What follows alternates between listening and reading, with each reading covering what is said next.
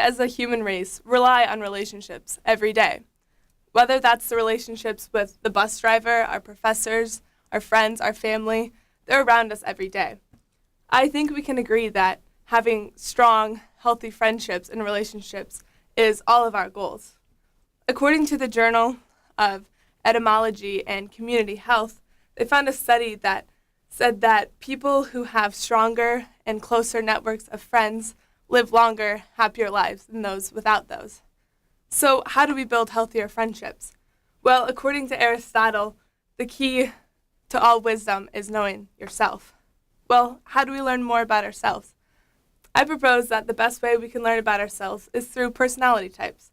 For example, Myers-Briggs. Myers-Briggs is a 4-part test that comes up with 4 letters, 2 possibilities for each, which gives 16 different personality type combinations.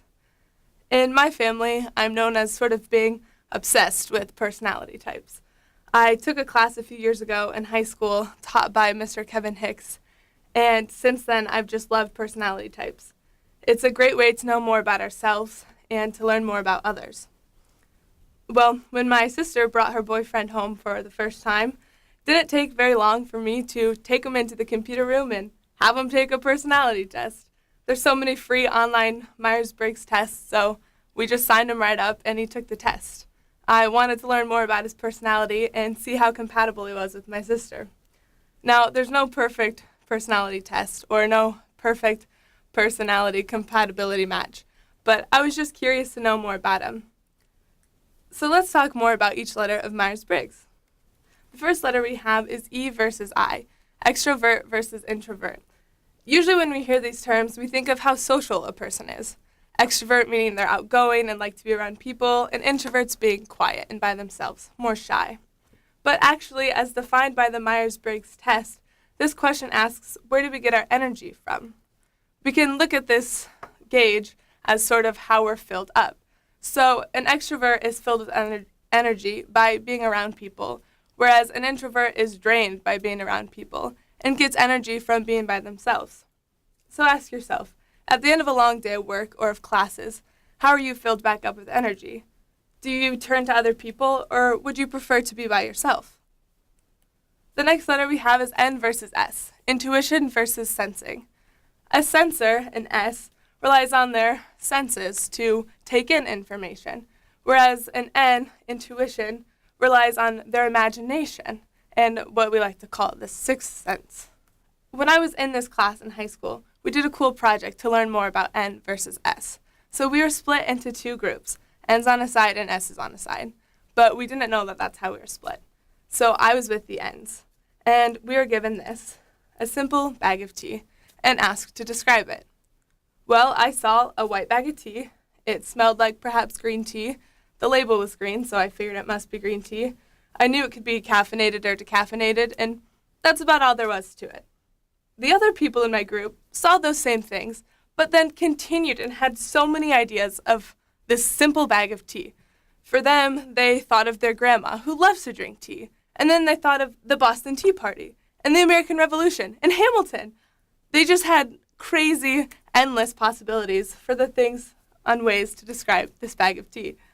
I learned after this project that I'm not an N, I'm actually an S, because I saw this bag and I took in the information using my senses, and that's all there was to it. Whereas the N's that I was with used their imagination. See, people who have intuition tend to value imagination, whereas people who are sensors tend to value realism. Feeling versus thinking is our next letter. People who are feelers, F's, rely on their feelings to make decisions, whereas T thinkers rely on the facts, the logics, charts. The question we ask is, how do we make decisions? Well, the biggest decision I've made in my life up until this point is where to go to college. So, for me, I was trying to decide between St. Olaf in Northfield, Minnesota, and here, the U. St. Olaf had the things that looked great on paper. It was small, homey, beautiful campus. It had a really adorable downtown that I really liked. It had great programs, great scholarship opportunities that my parents were, of course, excited about. But I just didn't feel right there. I didn't feel like I fit into that community. Then I came here to the U, and everything felt right. I felt like this is where I belonged. So even though everything on paper looked great for St. Olaf, this is where I felt. And, of course, this is where I ended up. The final letter we have is J versus P, judging versus perceiving. If you like to have a schedule, a plan, things organized, then you're probably a J, a judger. On the other hand, if you tend to be unorganized, like spontaneity, you're probably a P, a perceiver. Ps tend to have stage 4 FOMO, or the fear of missing out. Plans tie them down, and it restricts them to better things that could come along and change the plans, whereas Js would much rather have a schedule and things lined up. So, what do we do with this? How do we actually use Myers-Briggs? Well, for me, I used Myers-Briggs to get along better with my roommate. It only took a few days after moving in with my roommate to have her take the Myers-Briggs personality test. When she took the test, her results came up as INTJ. INTJ. I'm an ESFP, the exact opposite.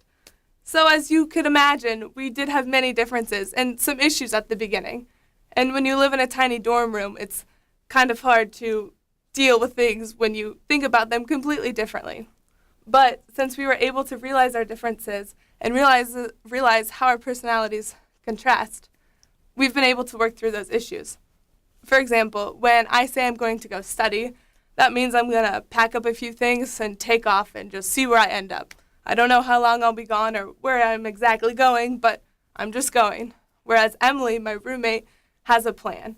When she's going to study, she knows what she's going to study, she knows where she's going to study, and she has the exact time frame of when she's going to start and when she's going to end, and the materials she's going to cover.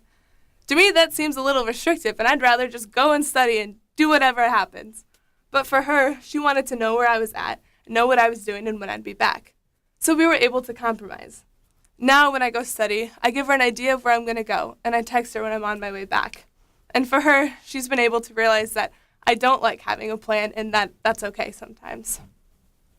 So, what I'd like to encourage you is to take the Myers-Briggs test, learn about your personality type. And if you already know your personality type, then learn more about it.